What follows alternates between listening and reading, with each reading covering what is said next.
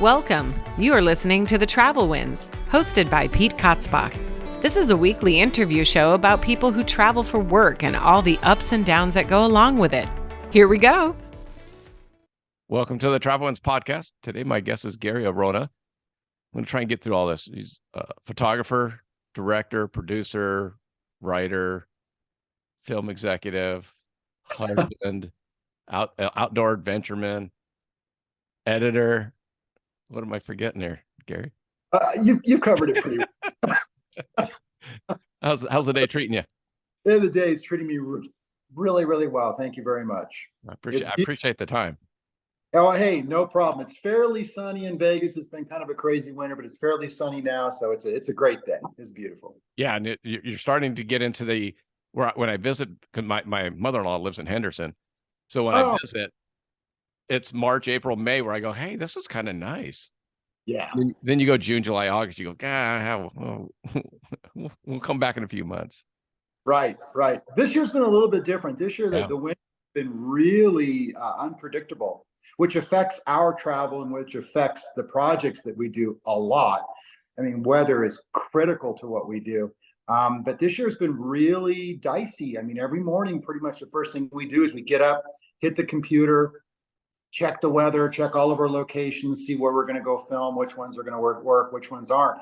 And it's been tough. This winter has been pretty crazy. Yeah, that's why even for us talking, it was like, well, it might be in Mojave. I don't know. We got to check. Yeah. And we film a lot in, Utah, Colorado, Nevada. I try to avoid California. I'm from California and everything. I try to avoid because it's so hectic there now in Arizona, but the Southwest. Yeah. And so, especially this time of year, it can be very, very unpredictable. You just don't know from one day to the next whether it's going to be incredibly windy or whether there's a storm going to blow through out of nowhere. I mean, that's just what we have to deal with. So. Well, and then you have the continuity, right? I mean, if all of a sudden there's snow on the mountains, you're like, well, that wasn't there yesterday, so. Yes. And some of the films that we've produced, we try to package them fairly quickly, but some of them have taken, Sure.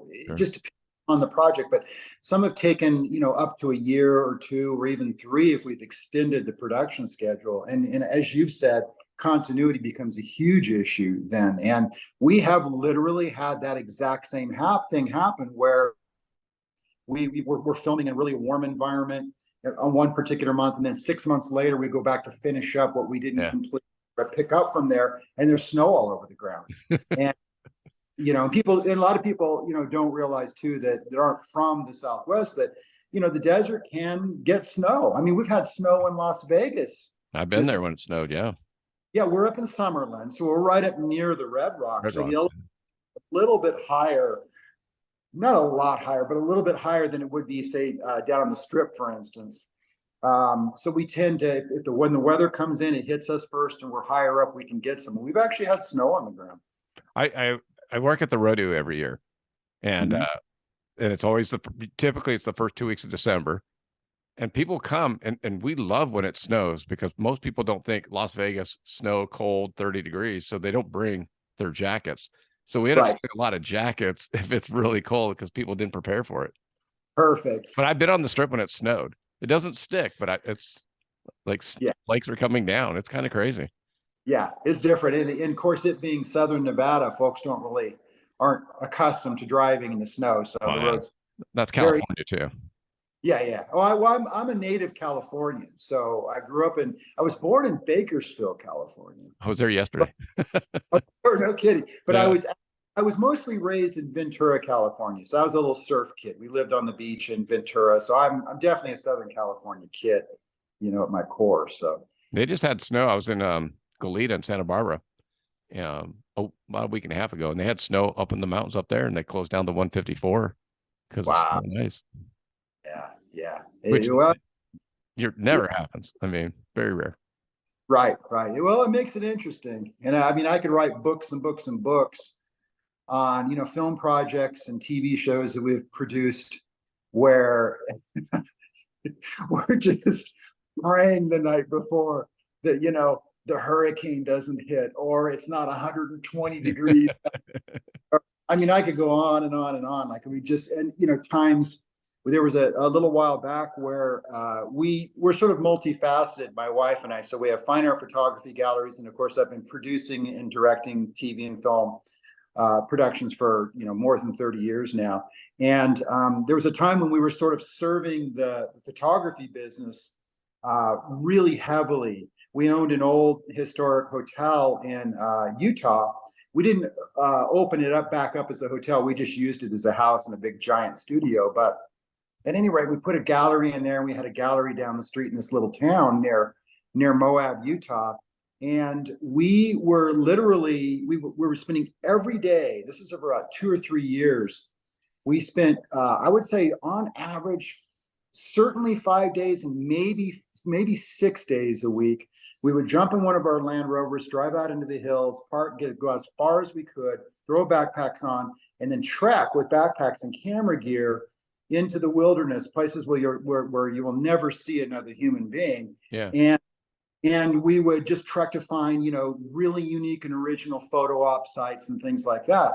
And I've lost count of the times that we've been out in the hills in the summer and specifically late summer. So, late July, August, September, where the monsoons would roll in, and we would literally be on the edge of, 1,000-foot cliffs in the Canyonlands, and these big storm cells would roll in, and we would literally have to throw our gear on our packs and run for the rig, for the vehicle to get out of there, because we were just going to get nailed. Yeah. And countless times we had to hunt for caves, we had to hunt for alcoves, and we would sort of have to ditch ourselves and cram ourselves inside of these holes and wait for these cells to go right over the tops of our heads. So it's definitely the weather is a huge component, to everything that we do. So I was going to ask you because I'm on the road a lot, and I take photos, but nothing. I'm not a photographer. I take photos. Okay. You're a photographer. But I always like the clouds, and like there has to be like storm, because like the blue, a blank blue sky makes it difficult, for depth and perception and everything. Whereas right now, last couple of weeks, we've been getting all these storms, and I mean, real clouds and massive clouds, and it makes for a better photo for me, at least. Oh, 100%. And, I actually on my website, and we've shot a lot of videos about this, and I've actually spoken to that. Oh, okay, cool. That exact thing. And it's the drama, especially if it's landscape photography, the drama is what you're hunting for. And that comes with a price. Everything's sort of, it doesn't matter what genre you're working in, everything comes with a price. And in landscape photography, there is suffering. There's tremendous suffering. And so, you could walk into one of my galleries or walk into any umpteen other guys' galleries who are prominent and well known and see these magnificent images on the wall with these incredible stormy clouds. But a lot of times I think folks don't really think about the process. Yeah. And oftentimes, and I say this all the time, it's for whatever reason, the way this universe works is, if you want a great image, and this applies to film and television productions as well, there's going to be suffering, period. And you have to come to terms with that. And I can absolutely state that the images that are certainly my favorite that I've done over the years are absolutely the ones where it was either 120 degrees in the middle of summer, I'm dying, but I know that if I stick it out, at the end of the day, the monsoons are going to roll in and the clouds are going to roll in. I'm going to get really incredible piece, or it's 0 degrees. Yeah. And there's a piece I have there's a work I have called Alone. It's a very, very popular piece. It's won a bunch of awards. It's called Alone. It's a singular tree. It is a, what kind of tree is it? Is it a mesquite? I think it's a mesquite. Anyway, it's on a high desert plateau near Green River, Utah. And it was the dead of winter. And there was probably about 2 feet of snow on the ground. And it was cold as cold can be. It was like Wyoming cold. Yeah. And there was a wind was blowing through. There was not a cloud in the sky. And I had snowshoed out to this spot. It was maybe 3 miles or so from where I was able to park the rig. And As I got to this tree, I saw this singular tree, and I'm like, oh my God, this is stunning. This tree is beautiful, but not a cloud in the sky. Yeah. So maybe, I want to say it was maybe around 1 o'clock, 12:30 or 1 o'clock in the afternoon. But I knew, and I'd been in this region a lot, so I kind of had a sense of what the weather does there. And I had a feeling, and the feeling said, hey, if you stick around, It'll change. I think some clouds are going to roll in. I think you might get a really good sunset here. And so what I did is I planted my sticks. For those who don't know, sticks are tripod. It's a word for tripod. I planted my sticks into the ground. I hung a sandbag on it to keep it propped up from the wind. I covered to protect the camera. And literally, it was so cold that for 3 hours, I walked in circles. I was just walking in circles. Just keep moving.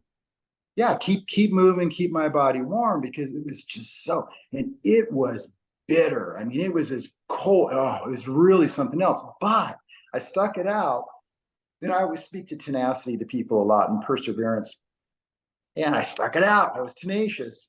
And sure enough, right around maybe, it's winter, so right around, I'm gonna say 4 o'clock or so, these clouds started to roll in. And there were these really wispy, sort of like alto stratus. They were really and crazy looking clouds. And as the sun got behind him, it was this pop of just magnificence. And I was so happy I stuck it out. And that was just one example, one of hundreds, if not thousands of days where it was just, you just had to stick it out, I was gonna ask you, my two daughters, they're one's super creative, but it's telling the younger people about that story. Like right now, they just want to take the photo and move on.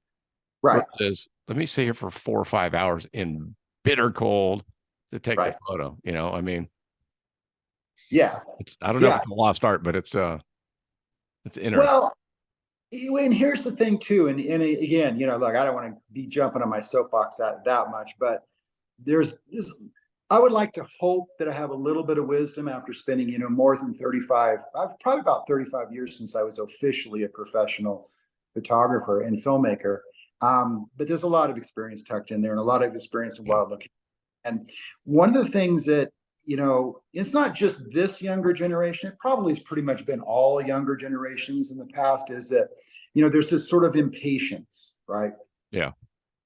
The other thing is that, look, where we crave comfort, right? We crave safety, we crave comfort, we crave these kinds of things. And I've dealt with a lot of people in the past who are ultra talented, who are just wonderful, but they just didn't have that sense of perseverance, right? And I always explain it this way, I said, look, if you're going to take what you're doing, if you're a creator, an image creator, a creator of image illusions or whatever, and you're going to take it really, really serious, and you want really incredible work, you have to understand that there absolutely is going to be, as I said before, suffering. Okay. Yeah. But suffering is temporary, right? You may be suffering in that moment, but what you produce, what ends up on the big screen or what ends up in a print, right, is forever. And so that will last. That has legs, right? That's going to last. Whereas your discomfort, and what I learned a long time ago was, and this actually applies to so much in life, is any kind of adversity, really, not just physical suffering, but is just remember this, that a few hours from now, I'm going to be in a warm environment, sipping a cup of coffee and feeling great, right? Going to come. It's not like some distant thing that's never going to come because I'm existing in this present moment that's never going to end. Well, of course it's going to end. The suffering will pass. So just remember that, and it applies especially intensely to filmmaking as well, because filmmaking can be absolutely a glorious experience, and it can be 100% gruesome.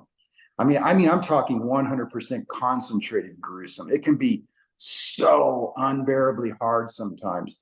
And it's the same exact thing. You have to say, okay, well, man, I'm exhausted. I've been working for 14 hours. We've had so many difficulties with gear or actors or whatever, or the set falling down or whatever the heck the situation might be. Yeah. But tell yourself, look, this is going to end up on screen forever. I got to stick this out. And if I stick this out, when I wake up tomorrow morning, I'm going to be, and the hard part will be over. Right. It'll be over. And you're Yeah. going to have, and the other thing, and the other facet to that is that's an endless thing, right? Like that doesn't ever stop. So, I'm in my 50s now. I've been doing this a very long time. And I still go through those days. It's not like you're going to reach a point where, everything works perfectly and, nature rolls out a red carpet for me. It's never, ever, ever. I'm going to come visit you then. Well, yeah, and the thing too is but what you do if you can, and I don't know why I'm preaching to young people, but if you stick it out, if you just stick it out, what'll happen is that one day there'll be a kind of an epiphany, and you'll realize that it isn't the completion or the conclusion of a project. Right. That's what the magic is. It's the process. It's the journey, as they say. I know a lot of this is sort of cliche and stereotypes and whatnot, but it really is true. I mean, it's that. It's almost after a while, when the suffering does come, you're cold, you're hot, you're whatever. You cut your finger open and whatever. You're like, okay, cool. Let's move on. It's okay. This is good. This is another story to tell. I find, I've told many people that the convolution of your life and the heartaches is what makes the story actually better, because then you tend to remember it. If you go down to the beach today and you hang out and you relax, it's no big deal. It's just another day at the beach. But if you like yesterday, I missed driving on the 405 freeway. You can appreciate this being from California. Absolutely. I'm doing about 70 in the valley, going north up towards Bakersfield, and there's about a 14-foot wide piece of metal in the middle of my lane. Oh, wow. Like sheet metal kind of thing. Swerve, miss it. I'm looking in the rearview mirror. Everybody else is just swerving behind me. And I'm like, there's my win for the day. Like right there, like not getting into that accident made me remember that day. And then I told you about the couple that bought me lunch. I was like, it's a good day, Yeah. The fact that it was so random too. Completely random. It's not forced. No. And if you want to hear a quick little story, sure. Actually, this plays really well into the idea of travel and some of the things that can happen. So speaking exactly to what you're talking about. So I was doing, and this is going to go back a long time. So this is probably 2 decades ago. I was filming 2 back-to-back movies in Guatemala. Wow. And I was in Antigua, Guatemala for about, I guess it was 6 or 7 months or so total. And we were all over the country. And there was on one of the shows, we needed to film at this lake that's up in the Mayan highlands. It's called Lago Atitlan. And Lago Atitlan is a really big lake. Lago means lake. And around the lake, it's giant. It's like Tahoe-ish. It's a big lake. And around probably bigger than Tahoe, I think. Anyway, around the lake, there are 12 scattered. There are 12 Mayan villages. And they're real small, and they're very Mayan. And the reason that there are 12 is because they kind of have one for each of the apostles, I think it was described to me at one point. Again, you probably want to fact check that, but that's the way it was described to me. At any rate, so we were filming on the lake, and we had rented 2 local fishermen's boats. So these are little open boats. There's no cover, no awning above them at all. They're really kind of rickety, like a really funky old smoke billowing outboard motors on them. You get the picture, right?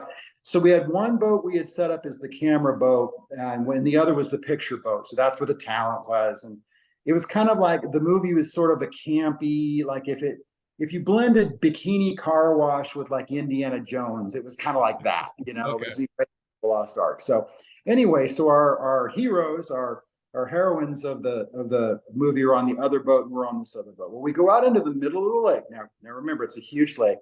And as we're filming, we've been filming for 2 or 3 hours out there, just these 2 little fishing boats.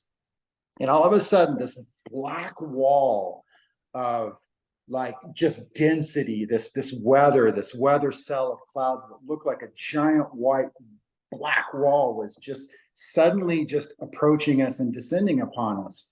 Well, it hit us, and we were in the middle of the lake, and the only cover, only protection we had were these old like blue tarps, like the painter's tarps, like the one you get at like Home Depot or something, right? And they were, torn up and everything. So anyway, so the fishermen, they gave us these, and we all get underneath these things in each of our boats, and we race off to this little harbor. It took us a while to get to the harbor. We absolutely got baked. I mean, we were assaulted by this storm. I don't know how many inches fell in that hour, but it was just all hell broke loose on us. So we get into the harbor. We kind of waited out a little bit. We're cold as can be. We're shivering. We're doing this whole thing. Finally, the weather broke. The sun comes out. The storm moves off. And we were able to continue. Well, a couple of there were four, if I remember right, there were three or four, doesn't matter. There were 3 or 4 actors with us. And a couple of them were very pissed off. And one of them was not. When we finally finished our day, we got back, and that night we needed to put them, the actors, back on a boat, a slightly bigger boat, thankfully, to go back across the lake, because they were flying out of Guatemala City the next day. So we had to get them transported back. So as we finished the day, and the talent, they were getting on their boats, those 2 actors who were bitching and moaning about the situation absolutely attacked me. They were so angry at me, as if I somehow commanded nature, and just were like, this is the worst experience I've ever had, blah, blah, blah, blah, blah. So I'm like, hey, look, it's weather. I did my best. So they take off, and then the other guy, the third actor, he walks up to me, and oh man, I love him to death, because he got it. He kind of gave me a big hug before he took off, and he said, Gary, he said, thank you. Yeah. He said, I am never gonna, this was what an adventure. This was so amazing. Now, fast forward probably 2 years or so, it was Christmas. I was at a Christmas party in my agent's agency in Century City, and up walks one of the other actors that had been a part of this that day. Okay. Yeah. And he comes up to me, and he gives me a huge hug, and he says, Gary, thank you so much. That was so awesome. I've told that story 100 times. Exactly. Right. And in that moment, I just wanted to just shake him and say, do you remember the hell you put me through? Yeah. You weren't so happy that day. No. And so I tell that story a lot. And the reason I like to tell that story is because, again, there's 2 ways you can handle any situation like that. You're either going to be miserable and self-centered and bitchy about it, or you're going to be, hey, look, I'm probably going to be telling this at parties for the next 10 years. Exactly right. So that's kind of, you don't want that on the regular, but no, but it happens. You get through it. Exactly. And and we film in I'm a glutton for punishment, I guess, because I like to film in a lot of exotic locations. Even when I was doing my HBO shows, I thankfully had carte blanche, so I could pretty much shoot wherever I wanted to and however I wanted to handle it. And so I'd always choose, for each of the seasons, I would choose like a place I wanted to go and spend a lot of time. There you go. I was going to ask you, because I always get asked, like, people say, oh, you're so lucky. And then a lot of people I talked on the show also travel, and they're like, oh, they're so lucky. And I'm like, well, a lot of work. It's not like, like, yeah, right. I get to go to Hawaii for my job, but I still have to work. I'm still sitting on a plane for 7 hours, and delays and hotel cancellations and rental car cancellations and rental cars breaking down. And I mean, I'm very fortunate that I get to go to these places. But I remember you were talking about Wyoming. We broke down our trailer. We were going to a rodeo in Gillette, Wyoming. Okay. And our trailer got a flat tire between Cheyenne and Gillette. Okay. Well, there's nothing in between. Yeah. Cheyenne and Gillette, nothing. I mean, I think it was a 35-mile round trip to go to the next exit and then back. And it was like, there's nothing out there. But I still talk about that story. Yeah. Yeah. Wyoming's a hell of a place. My mother for a few years owned a ranch it was near Casper. Okay. So There's exactly what you're talking about. And yeah, yeah. that's desolate. Exactly. I mean, I remember we were driving at night and there was like not a light, like not a house light, not a street light. There was no light. There was no moon. On the way back, we had a moon at least, so it was okay. That's yeah. That's cool. Yeah, it's the traveling and these excursions that we have and everything I wouldn't trade it for anything in the world. It's just so fantastic. It really is. But again, it's I think that when you see the travel brochures or you see, Yeah. YouTube channels that paint it to be a little bit prettier than it is, there's an underbelly, I think. Well, I know. I like to explain to people this way, and that is that I call it my 2-week rule. So I spent a lot of time in Indonesia and Central America and some pretty wild places, obviously Hawaii and Polynesia and whatnot. But I like to explain it this way: when you travel to a place, there's a sort of this honeymoon period, right? Yeah. You show up, maybe it was hard to get there, maybe the flight was a little delayed, like you said, whatever. You get there. Eventually you get there and you're tired, but there's this sort of a moment, and maybe it's a day or two of just like, wow, this is paradise. Because it's fresh. No, I can know where you're going. Yeah, it's new, right? Yeah. And so the reason I call it my 2-week rule is because and again, just my own humble opinion, but that is based upon a little bit of experience. And that is that after 2 weeks, the veneer starts to crumble away a little bit. And if you're in a place and you're there for more than 2 weeks and you still love it with almost the same vigor as when you first arrived, that's special. Yeah. That works. But you will find, I think, that in a lot of instances, after that 2-week honeymoon period, it generally the reality will start to sink in. Yeah. And, I mean, I can, name probably just a handful of places I've been where, when I left after months and months and months, I was like, man, I don't want to go home. Like, this is awesome, and anywhere can be your paradise for sure. Yeah, right.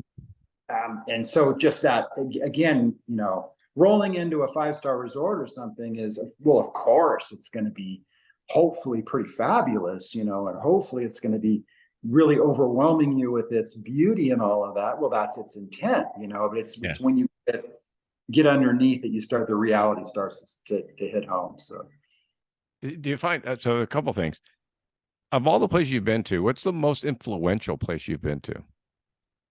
Influential in terms of like monetary wealth? No, that's influenced you as a person. Whoa, wow.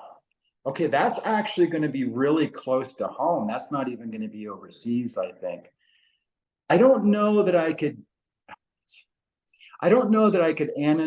honestly answer that without including a few places. However, to me, of all the places that I've been, the place that is closest to my heart is the Four Corners region of the American Southwest. Okay, so where Utah, Arizona, New Mexico, and Colorado meet. So Monument Valley-ish, sort of in that, and not Monument Valley itself. I have a whole plethora of reasons why I don't go to Monument Valley anymore, but I love that. But if I had to choose of all the places that we filmed, the places that really were hard to leave once I'd been there for a month or 2 or 3 months, Kauai for sure. Oh, okay. I love the Garden Island. I love the whole island. A lot of people will just go up to Honolulu or Princeville and say, "Oh, like that's my place." Like I just love Hawaii. I have filmed a lot in Cabo San Lucas. Okay. For very long periods of time, and that's always a little hard to come back from. Is Cabo. Where else would it be that I would say? And then the American Southwest. I would say those three. Like I spent a lot of time in the Pacific Northwest, and I love it. But I'm a desert and sun guy, so that's limited. And I like South Florida, but it's a little packed for me now. And we like solitude. There's not much solitude in South Florida. So yeah, I would say Cabo, Kauai, and the American Southwest, and specifically the Four Corners area. So I tell you, I actually talked to Steve about Kauai, because he spent some time there. Uh-huh. My first trip to Kauai, there's a horse ranch just south of Lahui, just south of the airport. And so I had to go there for work, and I ended up setting them up. They do a rodeo every year and all that. But we were there. I took my wife because she's always available for my Hawaii trips for some reason. Cheyenne, Wyoming, not always. Hawaii, always. So Of course. that's the way that works. But so we go there, and I've never been to Kauai. I've been to all the other islands, and we got the most rain in the recorded history of Hawaii the weekend we were there. It was 20, right. I think it was 26 inches in 24 hours. And wow. they were helicoptering people off the roofs. The main road up to Princeville was completely shut down. It was flooded, so we couldn't even go. We were stuck in our little resort. And it wasn't a 5-star, unfortunately, but we were stuck there. So all these things that hey, we're going to go and check this out and go look at this and go look at that. All of it was shut down. Like we couldn't go up to the valley. We couldn't go to see the waterfalls. We couldn't go on boat rides. We couldn't do anything. So that was my first experience in Kauai.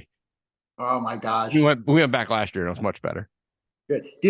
When you went back last year, did you go up into the Princeville area? Yeah. Yeah. I'm curious because a few years ago, so this is actually maybe 3 years ago, the little road that goes all the way to the end there where the Sunset Beach is right there, that was closed and had been closed for a long time because of that rain and flooding like you were talking about. It was open. Oh, it was. We went almost all the way to the very tip because we took a boat ride around the other way, coming up on the north side. So I wanted to see the road going that way. Oh, that's awesome. So now did that boat ride take you past like the Nepali coast? Yeah. Is that not the Nepali? Is that not the most magical place on this planet? Well, second most magical. I'll tell you what the other one is. But yeah, is that? I mean, it just is, right? I mean, yeah. It was like, they take your boat and put it underneath the waterfalls. So like the waterfalls hitting you and all that. It was pretty cool. And just like you said, you're like, oh my God, look at that. Oh my God, look at that. Oh my God, look back there. Oh my God. It was like everywhere, it was pretty cool. Yeah. Yeah. Love. I haven't spent much time on the other islands at all. Generally we'll, fly into Oahu and then head straight to Kauai. So yeah, I have no experience. My wife and I do want to go to the Big Island, Yeah. A lot of people kind of avoid it because they say, well, it's a little bit more desert. It's just not as lush and all that. But we're totally cool with that. And I'd love to see, the black sand beaches and the green sand beaches and all that. I think it's fantastic. Well, and the volcanoes. Oh yeah. Right before COVID hit, we went and I love the Big Island because you get the desert side, which is the Kona side, and then the Hilo side is, it's literally split in two. So the Hilo side is all wetlands and tropical forest and all that. And then you do an hour drive and you're on the other side, and now you're like on a moonscape, a literal moonscape. And then the volcano was very cool. So, which you don't get to see everywhere. Yeah, that sounds great. We're not doing a lot of flying right now. Most of the projects that we're doing involve driving and flying. It's just, I wish it was the way it was before, COVID. Obviously, it's just so. I don't mind the challenges, of course, but lately we've been okay. Well, where can we go where we have wheels on the ground? Yeah. Well, Gary, I tell you, we had a trip to our first trip to Japan, and awesome. My daughter and her husband and my other daughter and her boyfriend were going to meet us there on different days, and then we were going to do a couple days together and then kind of do our own thing. That was supposed to be in April of 2020. Oh no. So now my youngest daughter is pregnant. She's doing 3 weeks. So it's going to be very difficult to get everybody on the same schedule, but we'll try at some point. Well, give it a few years. Once the little one's got a few years under the belt, that would make it even more fun. Because sometimes seeing things through the eyes of a child is it's totally different. Yeah. I had a really dear friend. He was a medicine man named Willie Whitefeather. He said Cherokee medicine man. So this is going back like 30 years. And he used to always say, he's watch the children, look at the children, look and see how they see the world, and that'll remind you of what the world really is. Yeah, And that's a good point. so yeah, that'll be cool. Like I said, give it a couple of years and you'll have a really great time. Oh, it depends on how, when's the next one, and then if the other one gets married, we'll see. You need that break in there. Come on, we need the travel break. I know, right? It's my daughters have traveled more than I have internationally. I mean, yeah, it's just the opportunities, and that's kind of where I started the show too. Was I kept telling them, yeah, do it now when you're young, in your 20s and early 20s, and yeah, go to Ireland, yeah, go to Indonesia, go do these things, and then all the excuses I had for not doing this show, I was like, well, they're just excuses. Right. I don't have the time. I'm working hard. So it kind of wipes it out. Well, yeah, and you made a really important point too. And again, this is another one of those little things I like to, share. And I think you make a really important point. And that is that I think it's too easy to push things off and say I'm too busy. And then, years and years and years pass. And then pretty soon maybe you're into your 60s or your 70s or whatever, and the body's not quite what it was. Yeah. And it's tell people, for God's sakes, man, this sort of typical systemic thing of work, get your 2 weeks off every year, work is kind of insanity. And if there's any way you can break out of that box, and when you're young, experience these places, go on adventures, I know that different people, different situations, but you can find out a way, you can figure it out, but don't wait until you're retired or this so-called thing, which retirement's a word I don't like to use very often. I don't like the word, but I always say, look, try to, for God's sakes, try to be doing your adventures when you're at least in your 30s. Okay, maybe it takes you to your 40s. Okay, fine. Your body's still hopefully going to be in pretty good condition. You can still do some cool things, but for God's sakes, don't wait until you're 70. Yeah. Maybe you'll be one of these, genetically blessed individuals where you're 70 and you got the physique of a 30-year-old, but most likely, no, not going to work out that way. So do it when you've got the energy and the exuberance. You'll figure out a way. And what it does is that, again, I know I'm talking and just this is the usual banter, but it broadens your horizons. It gives you a new perspective on things that isn't a shallow, boxed in view of the world. Yeah. When you're in it, and you can't do that by doing this, and you can't do this by sitting in your chair and watching it on TV. It doesn't work. You have to feel it. You have to smell the smells. You have to feel the heat, feel the cold. You have to smell that food that you're in, Bali on the beach, and there's just that they're making those damn banana waffles that I love so damn much. And you're smelling the fruits and the fruits in the trees. Like, it's just you do it when you're young, for God's sakes. You'll have plenty of time, right? Yeah. I always tell people, I go, have you ever been to Yellowstone? And they're like, no. And I go, it looks cool on TV until you're smelling the sulfur and the rotten egg smell, and it wafts all over you and you can't escape it. It's like being in a dirty fart that you will never experience unless you're standing there. Totally. Smelling it and feeling the steam. Yeah, and there's that too. And embrace, I might sound like a whack job, but embrace, even if you're on a trip and you're traveling somewhere and things are going nutty and things aren't going as planned, dear God, embrace it. That's the adventure. It's like, we don't normally, my wife and I don't do family vacations, like with a lot of family. Love them, and this is not passing any judgment. It's just not our thing. And the reason that I think there's such an industry around, very carefully defined so-called adventures where, well, we're going to take the pink Jeep out to this spot, and then there's going to be a chef there, and they're going to prepare a meal, and then we're going to hike at exactly 1:15. Everybody be ready. We're going to hike up to the Vista Point. We're going to be at the Vista Point. You have 10 minutes. That's it. And we got to get in the bus and da-da-da-da. Okay. Fine. Look, I know that for some people, that's their idea of having a great time. More power to you. With us, like, I don't define that. I think that's the antithesis of an adventure. That's like a scheduled event, which doesn't even belong in the same sentence as an adventure, right? And so when you're on a trip and crazy things happen, to me, it's like, okay, opportunity. Let's see what we can make of this. Let's see where this goes, right? Because that's where the magic, like, between my wife Tabitha and I, we could probably write, how many books, 10 books, and all the adventures we've had. Not only adventures where we were just out having an adventure because we create our own adventures, but also when we're filming or the photography or whatever it may be, that is our life. We don't say, oh, I'm a filmmaker, or oh, I'm a photographer. No, I'm a guy who really loves the adventure of life.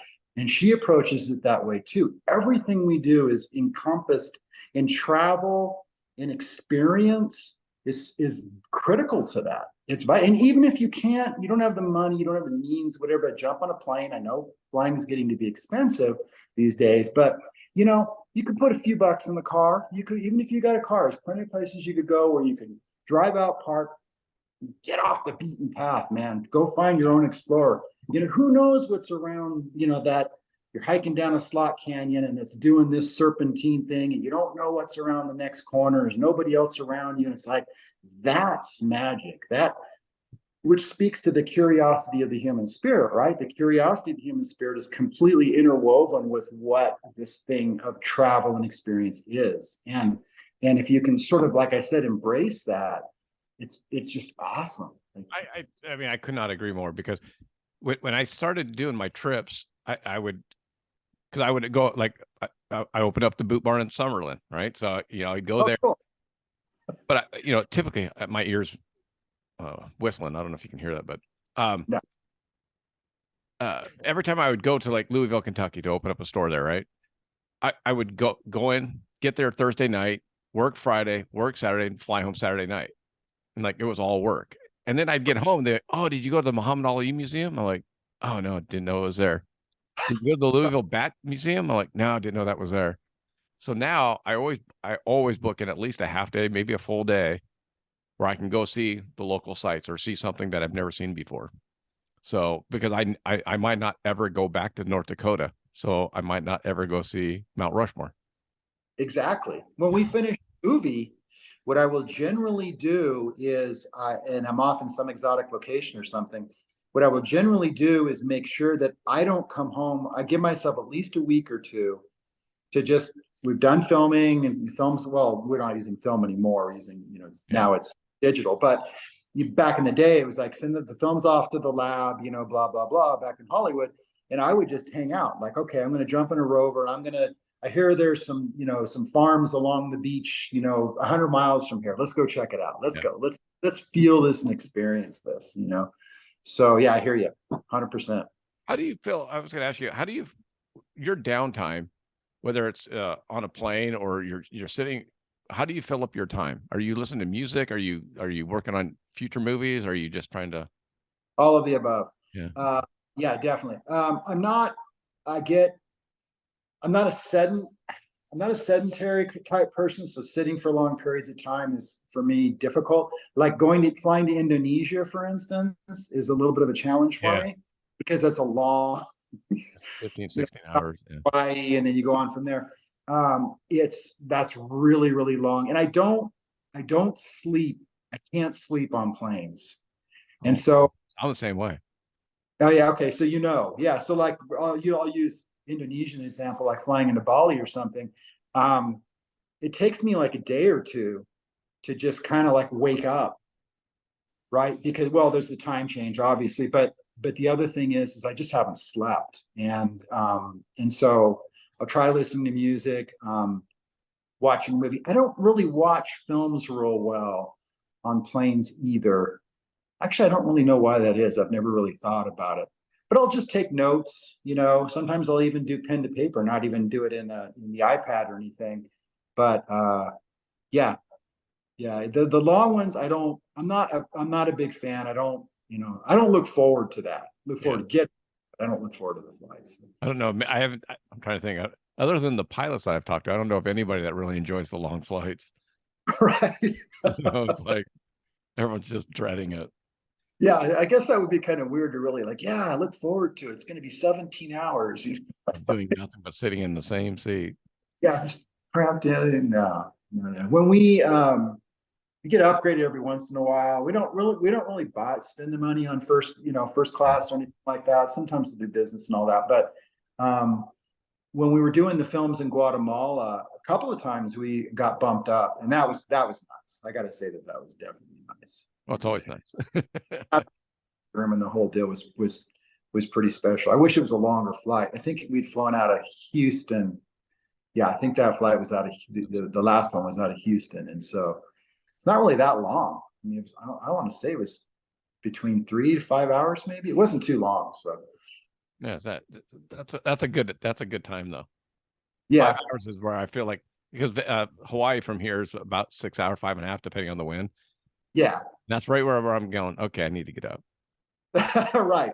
I think I'm on board with you on that. I think once you get up around 5, it's like, okay, now we're getting long. Now this is I'm starting. I've watched 2 movies. I've listened to music. I'm ready to go. I'm pretty baked, you know. Or my oldest daughter Gary is like this on the plane. The whole time. I'm like, we haven't taken off yet. That's like literally wakes up right when we land. I'm like, oh my God, I wish. Oh, wouldn't that be nice? Yeah. Yeah. Yeah. I can't, but I think too, like even trains, for instance, and cars too. Like I can't sleep. I have too much of a curiosity is what's sort of kept the spirit of everything that we've done alive. And what I mean by that is that, like, even on trains, like I don't think I could ever sleep on a train. Like I'm looking out the window, right? Like I'm a window guy too. Absolutely. Yeah, I just love seeing the outside world, and I just love that sense that the curiosity is really a big facet to the create. Well, I guess if you've got kind of a creative spirit, that just kind of goes hand in hand. And so yeah, sleeping while traveling, for me, I just don't do it. So I have a hard time. You know, I'm a window guy because, and like I go to Dallas a lot lately for work. And when I look out the window, I'll try and figure out where we're at. And then I'll go on Google when I get back to the hotel or home and figure out, like, what was that? You know, where was that ridge line? Where was that mountain pass? Where was the lake? Yeah. Same. Totally. I get that. How fortunate are you that you get to spend and work so much time with your wife?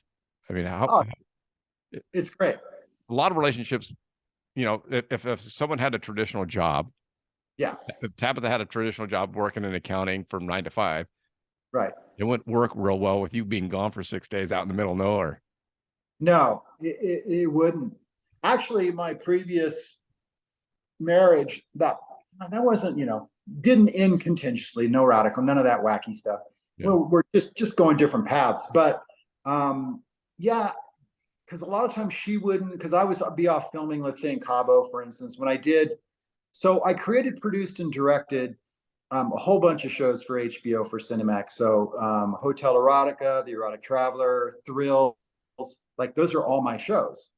And because I was the creator, producer, and director of those shows, I got carte blanche. So I could pretty much go each season, and there were 13 episodes and 4 movies that we produced all at the same time for each of the seasons.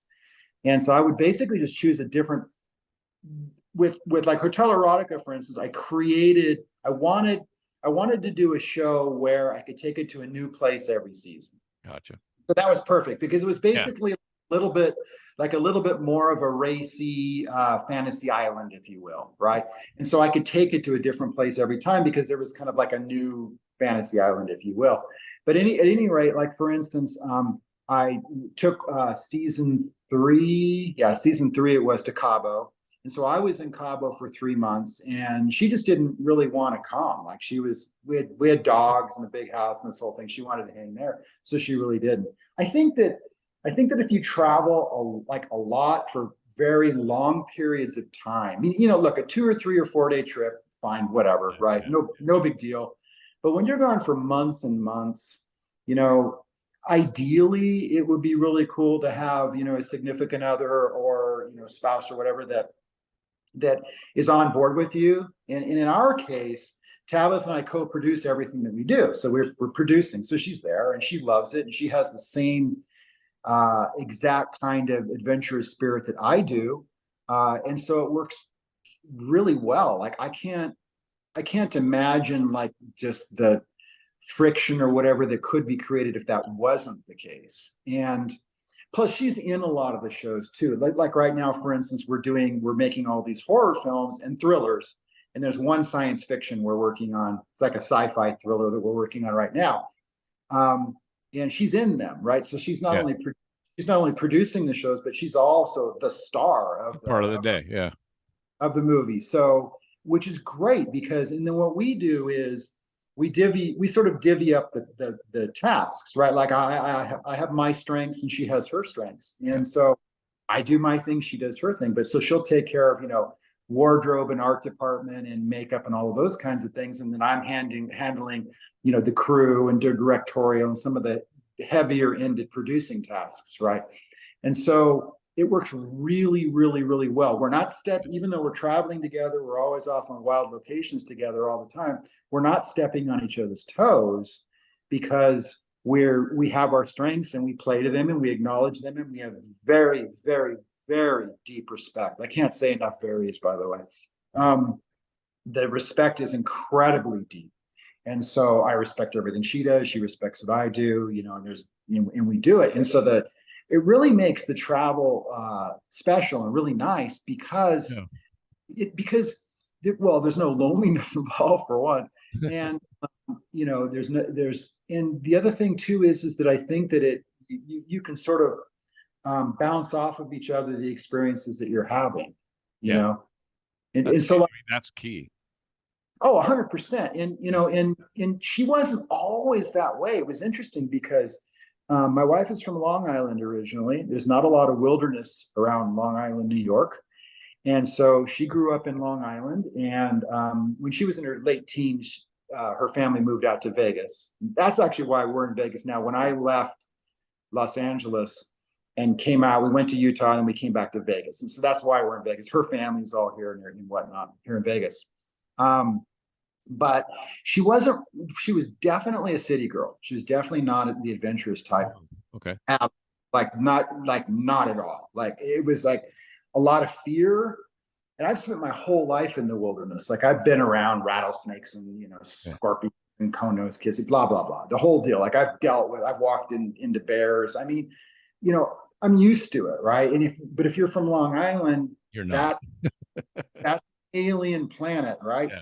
And so it took a little while, but what happened was when we had our place in Utah, and as I mentioned before, we spent 5 or 6 days a week literally in the wilderness hunting for photo op locations.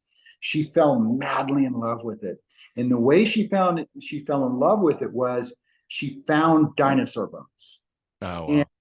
And where we were in Utah, and we became very good friends with Dr. Jim Kirkland, who's the Utah State paleontologist.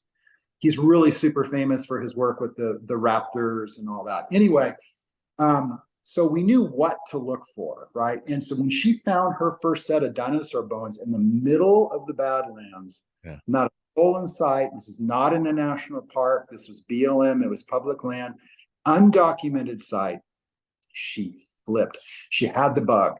And from that point on, every day, I kid you not, it's like a guy's dream, like a wilderness guy's dream. Because I think most wilderness guys are like having to, look, ladies, I know there's some adventurous ones out there. I'm not discounting you, but a lot of ladies aren't into it so much. Right. And so I think it's a guy's dream that, God, if I had like a companion or a wife who was really totally into it, how awesome would that be? Well, in my case, what happened was, there would be days where we were working. I'm beat to hell. I'm beat up. And she's the one in the morning going, let's go. Let's hunt for dinosaur bones. Let's do this. And she was like super enthusiastic. And then what happened a little bit, maybe a year or two later, she found like her first ancient Native American arrowhead on the ground. And then there was pottery shards and things like that. And of course, you leave them there. We're very respectful, but she would find these things, and it was like, and then, oh my God, after that, it was like, that's all she wants to do, is go, what's our next adventure? When are we going out? When are we going out in the wilderness? Like all the time. We have literally spent, well, before Tabitha, I have no idea how many days I've spent in the wilderness. Yeah, when I say wilderness, I mean, you're not seeing another human being. Yeah. I mean, out there. For me, it's, I don't know, 2,000 days or something. I have no idea how long it's been, but with her, it's definitely, with the two of us, over 1,000 days. Like, we have spent a lot of time in really wild places. And so, actually, I don't remember why I spun off on all that. Because COVID was interesting for my wife and I, who, all of a sudden we were both at home, and it was like I wasn't allowed to go on the road because all my stores were closed. She wasn't allowed to go to work because she's a Pilates instructor, and they closed down all the studios. Right. So you're like, we're going to find out if we really like each other now. I know I love you, but we're going to find out if we like each other, and we're solid. We're better. We're better from it. So it's good. Oh, good to hear. That's excellent. Well, with us, it was sort of like, nothing changed, because, well, obviously things change, but for the most part, because if you think about it, we were spending our days out in the wilderness. We're doing a lot of filming, not photography so much at that point, because we're really heavy on the filming right now. But we would just continue to go out into the hills. Like, we weren't around any other human beings, so it wasn't like there was an issue there, right? But I tell you what, the empty roads were pretty awesome. Yeah, man, being in LA and driving around with no traffic, like, whoa! I want this every day. I bet. Yeah, I'd go to Sunset more. I'd go to downtown more often. I'd go to Pasadena more often if I didn't have to go through the traffic. I mean, it was unbelievable. That must have been surreal. Yeah, we wanted to go to Vegas. We wanted to. But my wife worked in Las Vegas for 28 years at New York. Oh, okay. And now we roller skate, and she wanted us to go roller skating down the strip because there's no cars, Nice. But we didn't do it. We never made it out there. So. You should have. They were like I don't know what they were calling them. They were like these little biker gangs. They weren't gangs, but people in groups, like little mini pelotons or whatever. And I went down. I'll never forget. One day I went down to the strip, and it was weird. There was not a car on the road. I mean, it was not a person on the sidewalks. No. And they had barricaded, like they put these big barricades in front of the casinos, those big concrete ones. And it was weird. It was really, again, it was surreal for sure. My wife's friend, my wife was a day one employee at New York. So she was there the day, like when they turned everything on. Wow. And her friend, who still works there, took a video of her walking through the casino the last day when they shut everything down.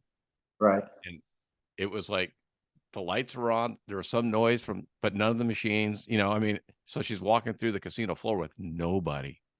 Oh my gosh. That you don't see. Yeah, you don't. I mean, when was the last time I've walked through a lot of casinos where it's pretty empty, but not empty. Yeah.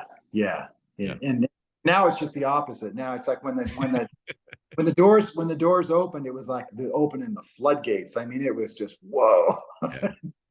Yeah, we made the mistake of trying to do a Christmas dinner at the Bellagio. We went there for my mother-in-law, and it was never again. It was not worth it. It was a half hour to get to the Strip and another half hour to get into the Bellagio. Yeah. I don't want to bellyache about it too much. I mean, it's sort of mixed blessings, I guess, but it's just gotten to be really packed, really, and we love Vegas and we love so much about it, and it just feels a little bit saturated right now, and you have to pick your days carefully. Even driving in and out of town nowadays between LA and here, you better forget it. Yeah, because if you're coming into town on a Friday night, well, 8 to 9 hours. Good luck. Yeah, absolutely. And then if you're leaving on Sunday afternoon or Monday morning, same thing. And so which is a bummer, because some of the locations out in the desert that we'll head to will be south of town, And when come, anything beyond Thursday, from Friday through Monday, that's off our list. We won't even drive it anymore. I mean, you can go through Searchlight. Have you ever been down through Searchlight and all that? Yeah, we've done it actually Yeah. quite a bit. Yeah, a lot. Yeah, a little bit of a. Have you been to the end of ZZX Road, ZZX? Yeah, to the Springs. Yeah, yeah. That's got a crazy history down there. It's very crazy. Yeah, I won't bore you with all the details, but that area, so that's Soda. That's, for those who don't know where he was talking about, it's south of, or it's near Baker, Yeah. California, which is really close to the Nevada border. And when you're in Baker, that big giant dry lake is called Soda Dry Lake.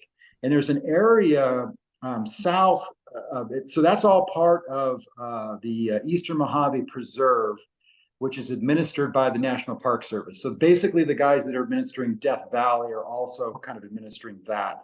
And if you go south of Soda Dry Lake, which is a massive dry lake, there's an area called the Devil's Playground down there, which is super cool. It's really remote. There's sand dunes all over the place. It's very primeval. It feels like, well, I haven't been to the Sahara, but I would imagine it probably has a lot of that vibe. So ZZX, where you're talking about, yeah, that was a center for the ancient peoples, the ancient hunter-gatherers, because that was a few places where there was water, and plentiful water, and that was literally bubbling, still to this day, kind of bubbling out of the ground right there. Yep. That's kind of a pretty cool spot. Yeah, and that's I've driven by ZZX dozens of time, Right.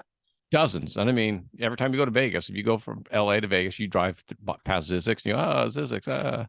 Yeah, right. And one day I literally I got off the road. And I wanted to see where it ended.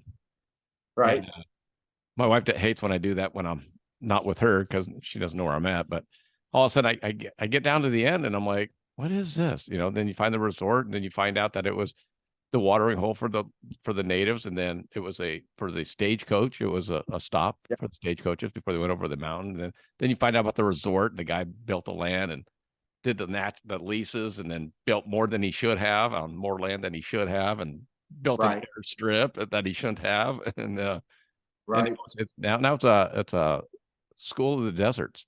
So yeah, it's like a desert study center now. Yeah. And a guy we know is actually one of the guys that's running it down there, and we met him through one of the horror films that we were working on here. But that's the thing about like the Mojave, and I'll say the same thing for like the Great Basin is that you talk about ZZX, there are these little morsels, these little gems, sprinkled out all over the place, and if you know where to go and where these little gems are, they're wonderful. I mean, there's some, we spend a lot of time kind of hunting for, springs and things like that, because a lot of times you can find really great locations that are sort of centered around springs and things. And you'd be surprised. I mean, there's some pretty amazing little hidden gems that no one really talks about really all over the American Southwest, Totally agree. You could spend multiple lifetimes, never hit them all, not a chance. I mean, if you saw, I keep my Google, when we're plotting a location to try to find some interesting things, I use Google Earth. And if you saw, and I keep my pins private, obviously, and I'll explain why in a second, but when you zoom in, when you go into the American Southwest on Google Earth, you literally, the pins I put in are yellow. They look like a little yellow pin. Literally, you cannot see the Earth. I have thousands of pins, like the places we've been. 98% of those pins are places we've actually been, where we've discovered things, and I'm not going to go into details and all that, but and then a few pins scattered around where these are places I call areas of interest, which we, at some future date, we want to take and explore. We don't, and I wanted to emphasize this though, and that is that we don't give out locations to the places that we find. And there was a hard lesson learned. The problem nowadays is that with social media, with Instagram, with Twitter, is that people, for the most part, are well-intentioned. But what we have had happen, well, actually twice now, I think, is I gave out the location of a secret ancient Native American rock art site. And with the orders not to give it to you, and don't share this with anybody, And well, it slipped out. And then a few years later, in one very specific case, we returned back to this location a few years later, and they'd been vandalized. Yeah. And that's just the unfortunate reality now is when you do find they're really, really, really, and I tell people all the time, like I talk to them, a lot of times they yell back at me and I just throw my hands up, look, man, I tried. Like really popular Instagram influencers and things like that. I'm telling them now, like, please, if you find something amazing, if you find an ancient archaeological site or whatever it may be, enjoy, have a great experience, have a great personal experience, but you take photos or whatever, but don't give out the coordinates, please, because if you give out the coordinates, and I'm talking about non-touristed spots. I'm talking about spots that are undocumented. Look, Valley of Fire in Vegas, take all the photos you want and release the coordinates. Yeah. Right? Great, fine. It's a state park. Hallelujah. But anywhere else, like, God, man, just keep it a secret. Don't even tell me. Don't even tell us. Like, I don't want to know. Just keep these things secret, because what's happening nowadays is that 99% of, well, okay, let's talk Jordan Peterson. If Jordan Peterson is correct, and 3% of the population is basically sociopaths or psychopaths, well, there you go. Sooner or later, somebody's going to roll in who doesn't care. And they're going to be like, oh yeah, let's graffiti our name across these things or whatever. And it's like, yeah, that's the negative of oversharing, I guess. Like you want to show the petroglyphs that you find or whatever, and and then if you do, they could touch it up and cover it up. Like if you go to my website, you've been to my website, there's a section. So my website is savageterritory.com, and that's one word. If you look at the website, I have a section in there called the Ancient Ones. And I would say that probably 50, and I have hundreds of some of the most amazing ancient rock art sites and archaeological sites in the American Southwest that you'll ever see. Like, we've really done our work on these things.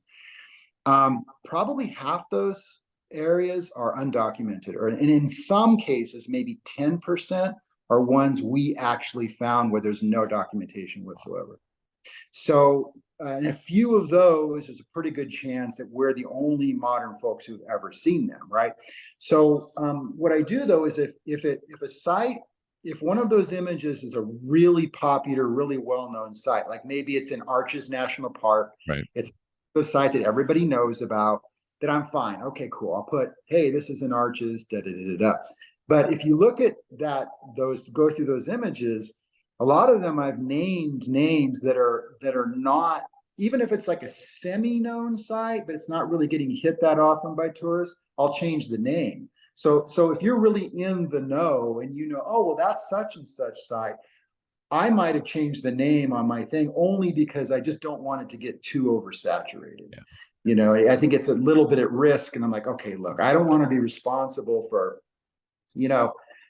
opening the floodgates to vandals to come in and destroy these sites when there was an artist, a Native American artist, 3,000 years ago that, created this beautiful work. Let's give this thing the opportunity to last as long as it possibly can, and so that's my tact anyway. So. Oh, yeah, that makes perfect sense. That's a great conservationist viewpoint. Yeah, it's unfortunate. I wish that wasn't the case. I wish I didn't feel. I mean, we had people would come into the gallery, into our art gallery in Utah. We've had our art galleries in Vegas as well.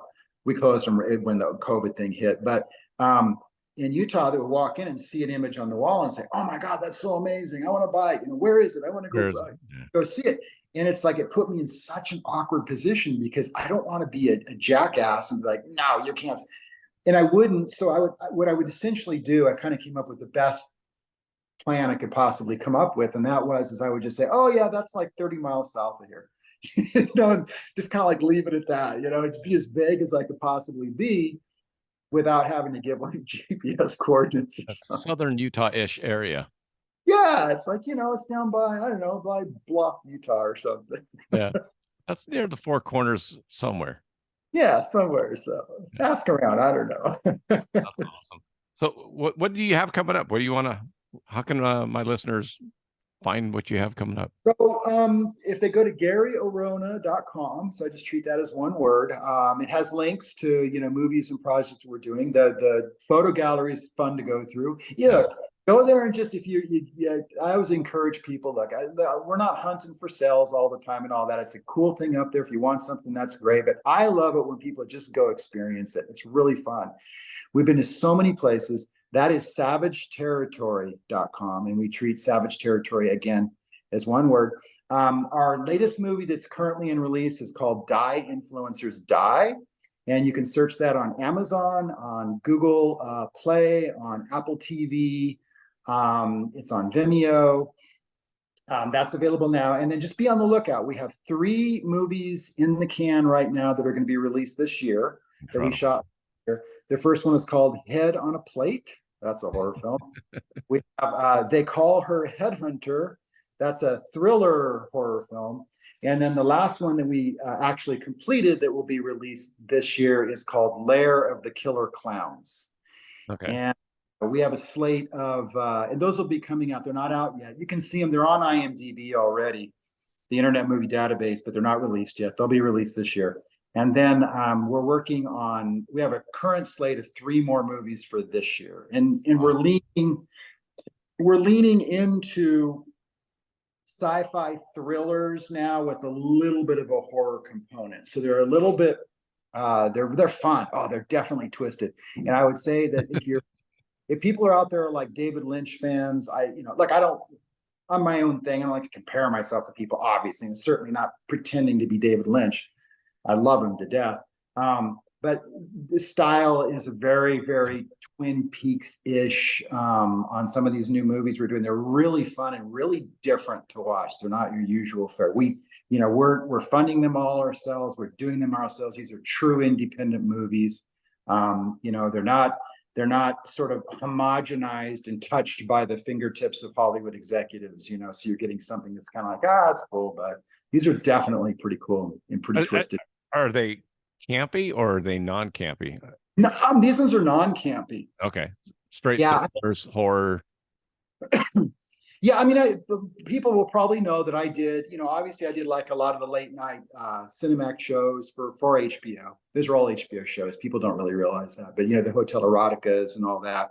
And then I did like Bikini Car Wash. I'm really going to age myself. That was in the 90s. We did a bunch of these little B movies.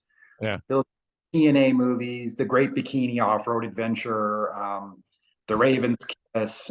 Just silly little fun movies like that. The current crop are thrillers, sci-fi, horror blend. They're kind of hybrids, and they're definitely they're really fun to watch. Though I hope people love them because there's a lot of unexpected elements, and there's some pretty twisted characters, and we're not afraid to push the envelope with what we're, and I think that sometimes, I've been at this game for a long time. I graduated from film school in Hollywood. Like, I'm a classically trained filmmaker, and I've gotten to the point now where I have a hard time watching a lot of, mainstream films because everything is just so homogenized. We're basically seeing the same thing all the time.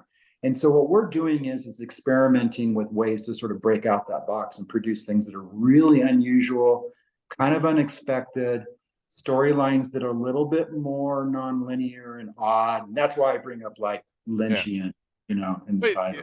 You've also learned, I like with Die Influencers Die, you took Lizzie Borden and gave him a music video. Yeah. So you kind of crossbred, I don't know the right word, but you're making multiple art forms out of one effort. Yeah. And, interestingly, I don't know if you have another minute or two, but Lizzie had never done a horror film, which completely shocked me. I had no idea. So the way that happened, Brian Slagle is a very good friend of ours. He is, as the doorbell comes, he is the founder and CEO of Metal Blade Records. Okay. So he was instrumental in the discovery of Metallica and all these bands. Anyway, so he hooked us up with Lizzie. We became very good friends with Lizzie. Lizzie had never done a horror film before.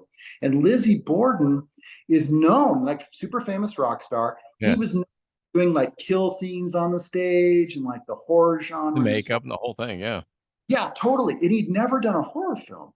And I was in complete, this is what, going on 3 years now, close to 3 years now, I think.